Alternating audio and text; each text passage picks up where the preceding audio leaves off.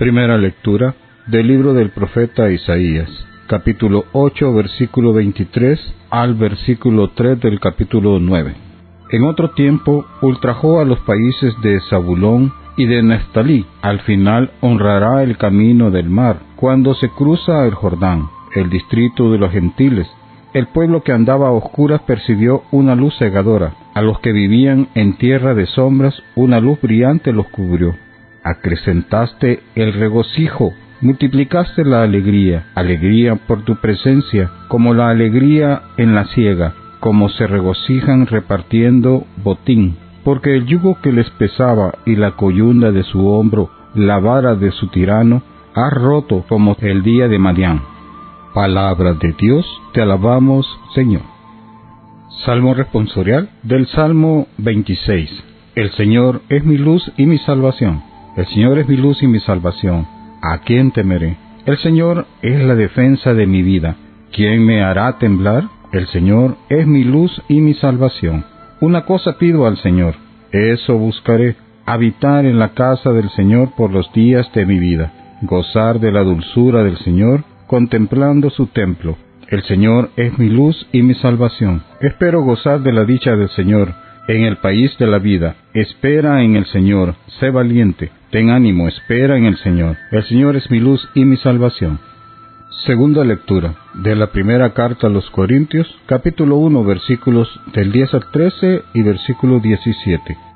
Os exhorto, hermanos, en nombre de nuestro Señor Jesucristo, a que seáis unánimes en el hablar y no haya entre vosotros divisiones, a que estéis unidos en una misma forma de pensar y en idénticos criterios. Lo digo, hermanos míos, porque los de Cloe me han informado de que existen discordias entre vosotros. Me refiero a que cada uno de vosotros anda diciendo, yo soy de Pablo, yo soy de Apolo, yo de Cefas, yo de Cristo. ¿Está dividido Cristo? ¿Acaso fue Pablo crucificado por vosotros? ¿O habéis sido bautizados en el nombre de Pablo? Palabra de Dios, te alabamos, Señor.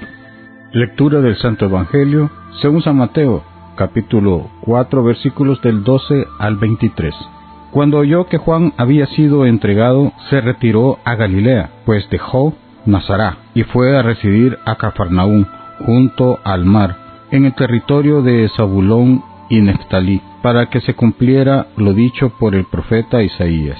Tierra de Zabulón y tierra de Neftalí, camino del mar, allende del Jordán, Galilea de los paganos. El pueblo que habitaba en tinieblas ha visto una gran luz. A los que habitaban en paraje de sombras de muerte, una luz les ha amanecido. Desde entonces comenzó Jesús a predicar y a decir, convertíos, porque el reino de los cielos ha llegado. Caminando por la ribera del mar de Galilea, vio a dos hermanos, Simón llamado Pedro, y a su hermano Andrés, largando las redes en el mar, pues eran pescadores. Les dijo, venid conmigo y os haré pescadores de hombres. Ellos dejaron las redes al instante y le siguieron. Siguió caminando y vio a otros dos hermanos, Santiago el de Zebedeo y su hermano Juan, que estaban en la barca con su padre Zebedeo, arreglando sus redes, y los llamó. Ellos dejaron al instante la barca y a su padre y le siguieron. Recorría Jesús toda Galilea enseñando en sus sinagogas, proclamando la buena nueva del reino y sanando las enfermedades y dolencias de la gente. Palabra del Señor, gloria a ti, Señor Jesús.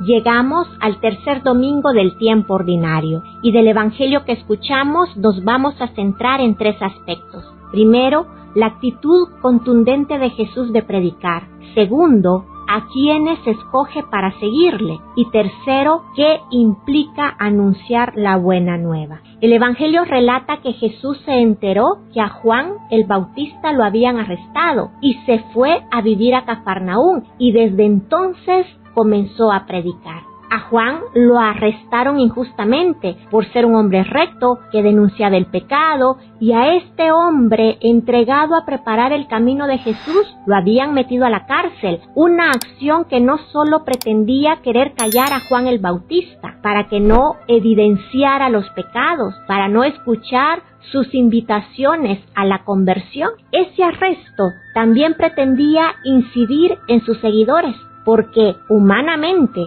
los discípulos de Juan Podían tener miedo de que si seguían su ejemplo terminarían como él, metidos en una prisión arbitrariamente. Pero Jesús, en lugar de tener miedo, esconderse, decide ponerse a predicar, anunciando que el reino de los cielos estaba cerca y llamando a la conversión. La actitud de querer callar a los hombres que denuncian el pecado, la injusticia, ¿cuántas veces se ha repetido en la historia? No ha bastado arrestarlas, sino que se han asesinado personas que han alzado la voz defendiendo a los más necesitados. Ejemplo de ellos, tantos mártires y santos. Este evangelio es propicio para reflexionar que no importa los momentos difíciles que podamos atravesar, si se nos presentan obstáculos para asistir a la iglesia, si nos rechazan por predicar la palabra de Dios, por denunciar el pecado, si por querer ser correctos recibimos atropellos. Jesús nos enseña que debemos tener fortaleza para continuar hablando de su palabra. Y ahora veamos a quienes les habla Jesús para que lo acompañen. No le habla a gente haragana, le habla a gente bien ocupada, porque tenían que trabajar arduamente para llevar el pan a su casa, y esta gente lo dejó todo para seguir a Jesús. Hay que preguntarnos, ¿qué debemos dejar nosotros para seguir a Jesús?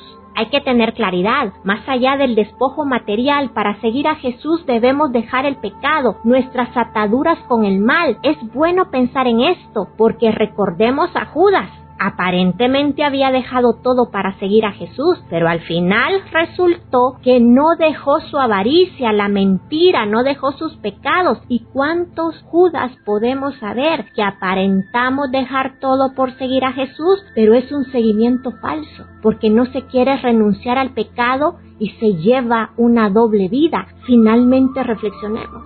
¿Qué hacía Jesús? ¿Cómo predicaba Jesús? Y dice el Evangelio que enseñaba, llevaba la buena nueva, curaba. Y cuando dice enseñaba, nos imaginamos la paciencia que nuestro Señor tenía para que todos pudieran escuchar y entender su palabra, que la gente se quedaba alegre porque les anunciaba algo bueno, con esperanza, y encontraban sanación en Él, encontraban que Jesús los confortaba. Qué bueno fuera que los cristianos generáramos esto, pero a veces en lugar de enseñar a otros, los criticamos, los menospreciamos o simplemente no nos interesa que conozcan a Jesús. Cuando hablamos, no generamos en otros alegría y esperanza, sino que todo lo contrario, tenemos actitudes tan egoístas que no nos interesan las enfermedades o las necesidades de nuestros hermanos y no estamos al pendiente de ellos. Todo lo contrario a lo que quiere Jesús